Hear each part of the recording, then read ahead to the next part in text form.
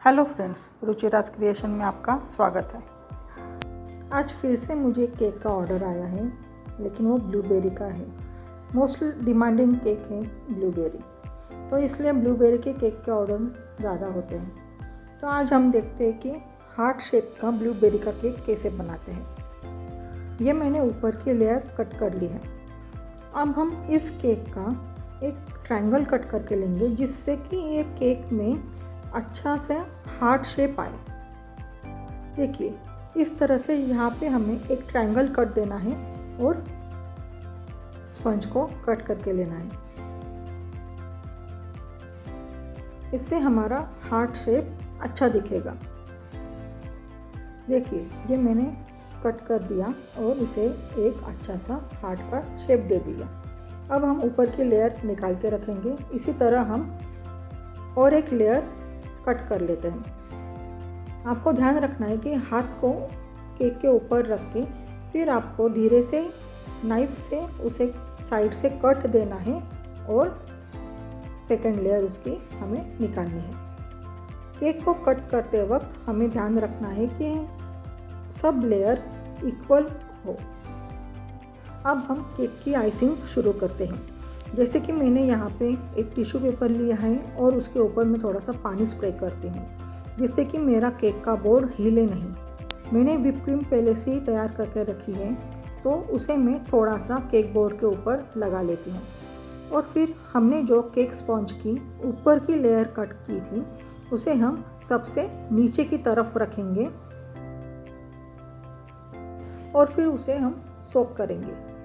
जैसे कि मैंने 1 चम्मच ब्लूबेरी का क्रश लिया है, उसमें मैंने 50 ml पानी डाला है और उसका एक घोल बना के लिया है और उसी घोल से हम केक को सोकिंग करेंगे।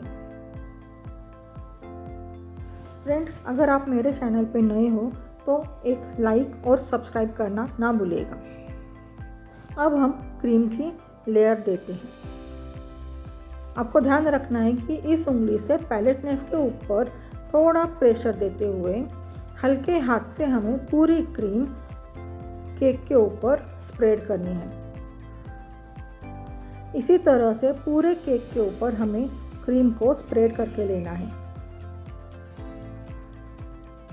पैलेट नाइफ से बिल्कुल भी हमें प्रेशर नहीं देना है और जो भी एक्स्ट्रा की क्रीम है वो हमें निकाल लेनी है। ध्यान रखिएगा कि जितनी हमारी केक की स्पंज की लेयर है, उतनी ही हमारी क्रीम की लेयर भी होगी। अगर क्रीम की लेयर ज़्यादा होगी तो केक में वो टेस्ट नहीं आएगा। अब मैं ब्लूबेरी का क्रश लेती हूँ। ये ब्लूबेरी का जो क्रश है उसमें होल फ्रूट्स है, मतलब जो ब्लूबेरी के जो फ्रूट्स आते हैं वो उसमें दिखाई भी देते हैं। ये क्रश फॉर्म में नहीं होता। इससे केक की टेस्ट और ज़्यादा बढ़ जाती है। अब हम इस क्रश को पूरे केक के ऊपर स्प्रेड करते हैं। धीरे धीरे हल्के हाथ से हमें इसे स्प्रेड करना है।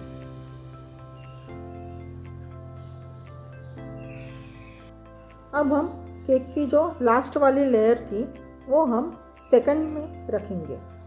सेकंड लेयर हम यहाँ पे रख लेते हैं और जहाँ जहाँ भी गैप दिख रहे हैं वहाँ पे हम थोड़ी थोड़ी क्रीम लगाते हुए उसे फिल कर देते हैं।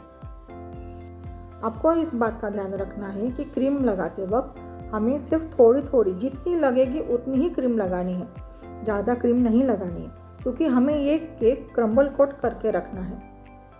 अब हम सेम प्रोसेस रिपीट करते हैं। हमें सेकंड लेयर भी केक की सोक करके लेनी है। फ्रेंड्स, आपको अगर मेरी वीडियो अच्छी लगती है तो लाइक ज़रूर करना। आपका एक लाइक मोटिवेट करता है अच्छे वीडियोस बनाने के लिए। अब हम फिर से उसके ऊपर क्रीम की एक लेयर देते हैं।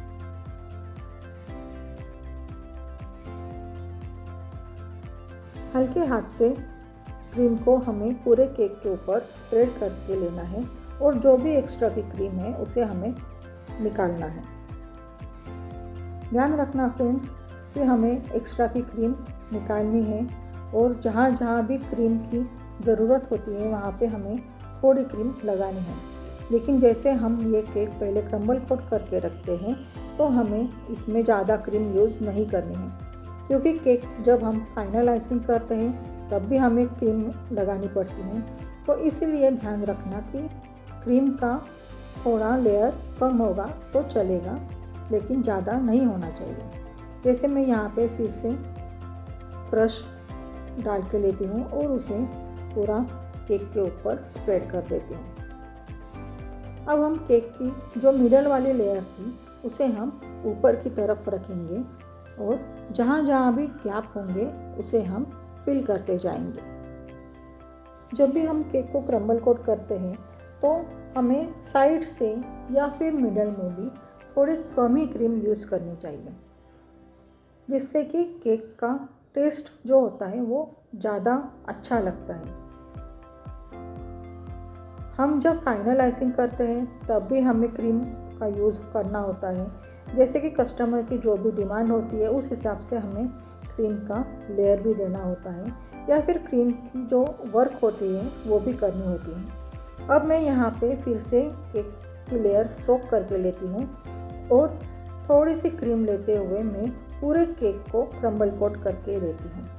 जैसे क्रम्बल कोट करना तो बहुत ज़रूरी होता है, फिर हम जब फाइनल आइसिंग करते हैं तो उसमें हमारे केक के जो क्रम्स होते हैं वो केक के फाइनल लेयर में नहीं आते हैं।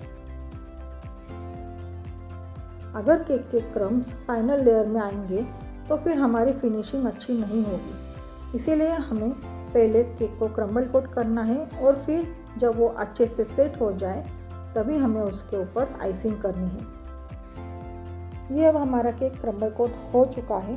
अब मैं इसे ठंडा होने के लिए फ्रिज में रख दूँगी और अच्छा से सेट करके लूँगी, फिर इसे फाइनल आइसिंग करूँगी। तो फ्रेंड्स, कैसा लगा ये वीडियो अच्छा लगा तो एक लाइक, शेयर और सब्सक्राइब करना ना भूलिएगा।